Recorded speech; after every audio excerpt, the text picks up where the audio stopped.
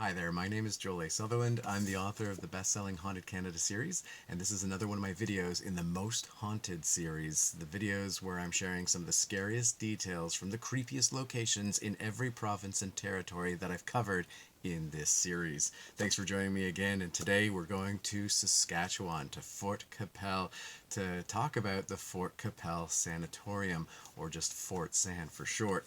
This story is covered in detail in Haunted Canada 6, and it is a very creepy story. Let me start by showing you an illustration of the most famous ghost that's believed to haunt the sanatorium.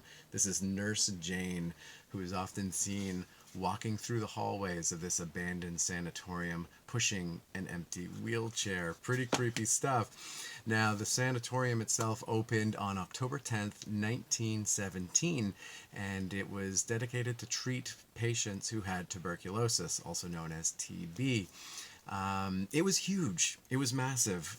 There was its own power source. They had their own crops growing on location. They had their own school, library, a movie theater, even its own radio station. It also, of course, had a morgue, and many of the bodies that were taken from the morgue were carted out into the woods, into a small cemetery where they were left in unmarked graves. Very creepy stuff. Now, it closed on April 1st, 1971, and at that time it became used as a summer school for the arts as well as a convention center. As I said, and I showed you the picture from the beginning of this story in the book, it's believed that one of the nurses that treated patients was so distraught that she never was able to move on after she died, and she's still haunting the location to this day. If seeing a ghost nurse pushing an empty wheelchair through the halls of an abandoned sanatorium isn't creepy enough, people have had even creepier experiences coming face to face with her. One, for example, a man who was there staying overnight was asleep in his bed when it was a convention center. He was awoken feeling somebody pushing on his wrist with two fingers like this, and they lifted his arm up into the air as if they were checking for his pulse. When he opened his eyes, there was nobody there, but he still felt the fingers on his wrist, and then he felt another hand guide his arm back down to his chest, even though nobody was in the room with him.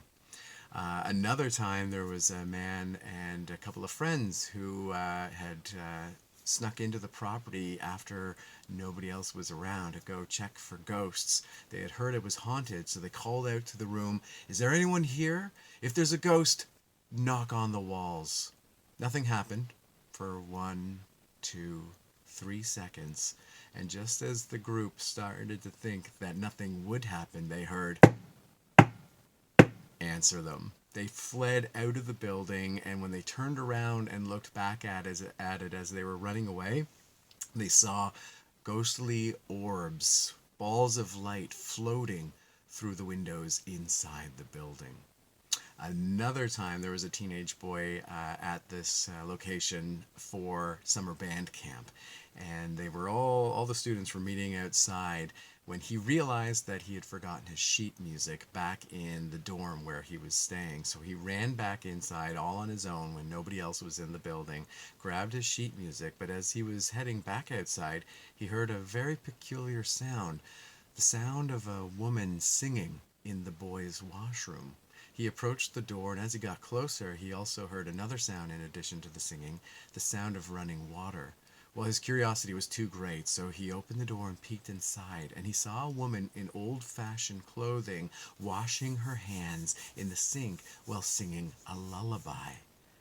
As the woman stopped washing her hands, she turned off the taps and stopped singing and stood there for a moment until she disappeared before the teenager's eyes.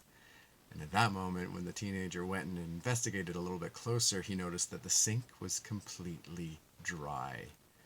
Like I said, this is considered to be one of the most haunted locations in the country, certainly one of the most haunted locations in Saskatchewan. If you're brave enough, you might go check it out someday yourself. I hope you've been enjoying these videos in the Most Haunted series. Make sure to watch some more to find out what is the #1 haunted location in each province and territory. Until I see you again, take care.